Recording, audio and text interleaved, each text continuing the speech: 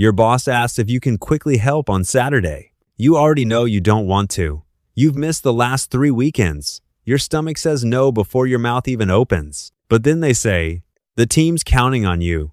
And somehow, 10 seconds later, you hear yourself saying, yeah, of course. So why does disagreement so often lose to authority? If that moment feels painfully familiar, good. Seriously, that means your brain is operating exactly the way human brains have operated for a very long time. Most people think obedience is about weakness or confidence or personality. It's usually not. It's social survival wiring, the kind built into people long before performance reviews, Slack notifications, and circle-back meetings existed. And once you see the mechanism underneath it, you start noticing it everywhere. We're going back to 1961, into a Yale University basement laboratory where a psychologist asked ordinary people to do something horrifying, and most of them did it. First, the experiment itself. The setup, the tension, the moment participants started sweating through their shirts. Then we followed that discovery into modern life, into offices, corporate hierarchies, customer service scripts, and the invisible pressure systems quietly shaping your decisions every day. It's 1961. Just 16 years after World War II ended, the Nuremberg trials are still fresh.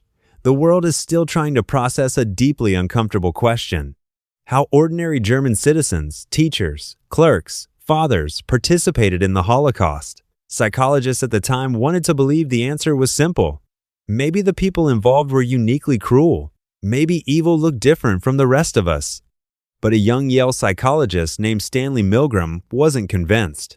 Milgram had this restless, almost mischievous curiosity about human behavior. He didn't think obedience lived only inside dictatorships or monsters. He suspected it lived inside regular people, people who paid taxes, held doors open, and made polite small talk in elevators. And he decided to test it. The experiment takes place at Yale University, in a plain laboratory room that looks about as threatening as a dentist's waiting area. Participants arrive believing they're helping with a study about memory and learning. They meet another participant, actually an actor working with the researchers. One person will be the teacher. The other will be the learner. The draw is rigged. The real participant always becomes the teacher. The learner is strapped into a chair in another room with electrodes attached to his arm. The teacher sits in front of a giant shock machine covered in switches labeled 15 volts, 30 volts, 45 volts, all the way up to 450. The machine looks like something built by a government contractor with unresolved emotional issues. The teacher's job is simple: read word pairs. Every wrong answer gets an electric shock. Each mistake means increasing the voltage. And here's the genius and horror of the setup. Obedience doesn't arrive all at once. It arrives one tiny switch at a time, like walking into the ocean so gradually you don't notice how deep you've gone. So why did they keep going? At first, the learner merely grunts, then complains, then yells that he has a heart condition. At 300 volts, he pounds on the wall. Eventually, he stops responding entirely. Inside the room, participants start showing visible distress. Some laugh nervously, some sweat, some tremble. One participant digs his fingernails into his skin hard enough to leave marks. Again and again, they turn to the researcher in the gray lab coat and say some version of, "I don't think we should continue." And each time, the researcher calmly replies with scripted prompts. "Please continue. The experiment requires that you continue. You have no other choice. You must go on." Not yelling, not threatening, just calm authority. And here's where it gets strange. Before the study, Milgram asked other psychologists to predict the results. Most thought only a tiny fraction of people would go all the way to 450 volts, maybe 1%, maybe less. Instead, around 65% of participants continued to the maximum voltage. Ordinary people, accountants, salesmen, teachers, postal workers, not because they enjoyed it. Most looked deeply uncomfortable, but they kept obeying anyway. The experiment hit psychology like a brick through a window. It suggested something profoundly unsettling. Under the right conditions, obedience could overpower personal morality far more easily than anyone wanted to believe. Milgram argued that people enter what he called an agentic state, which sounds technical, but the plain English version is terrifyingly simple. Your brain starts treating itself less like an independent person and more like an instrument carrying out someone else's instructions, like handing your moral steering wheel to authority and sitting in the passenger seat. But the experiment didn't end there, and what came next is where it gets genuinely unsettling. Researchers later repeated variations of the study across different countries and decades. Many found similar patterns, though usually with slightly lower obedience rates. The core effect remained stubbornly real. But over time, criticism grew too. Some psychologists argued participants may not have fully believed the shocks were real. Others questioned whether the experiment measured blind obedience or something more complicated: trust in science, pressure to cooperate, fear of appearing rude.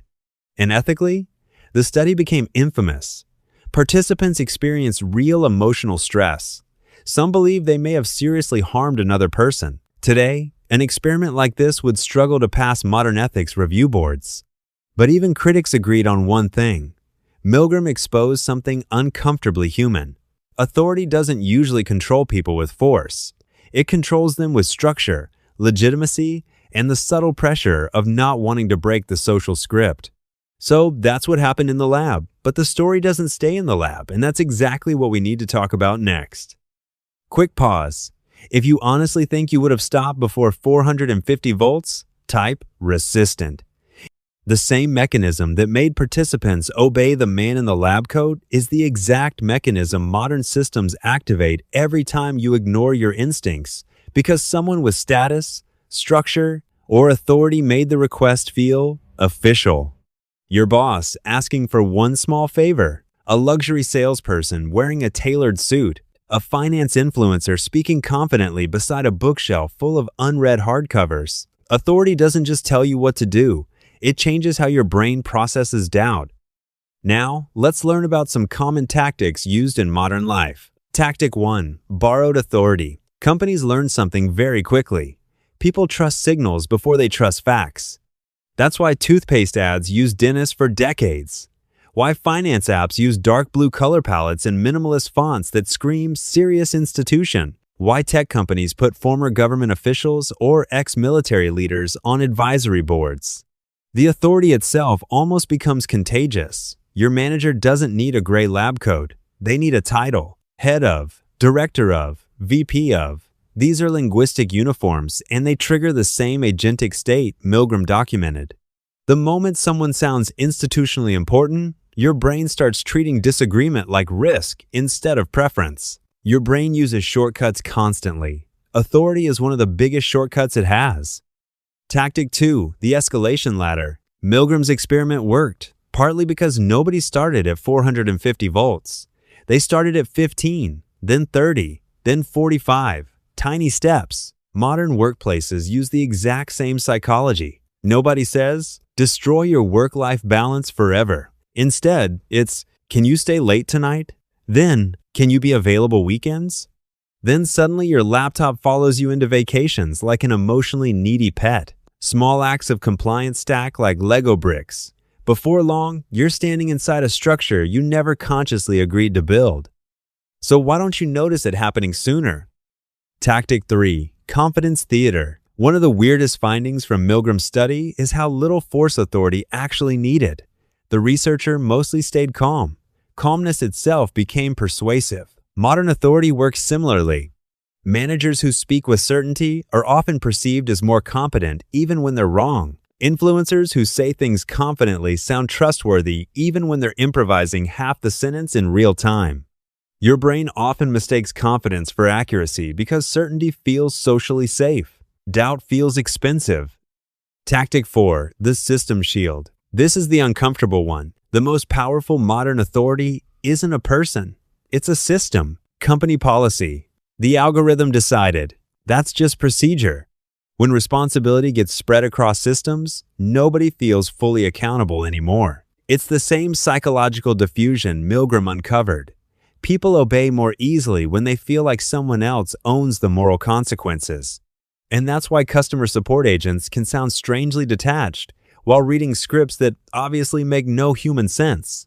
The individual disappears into the machine.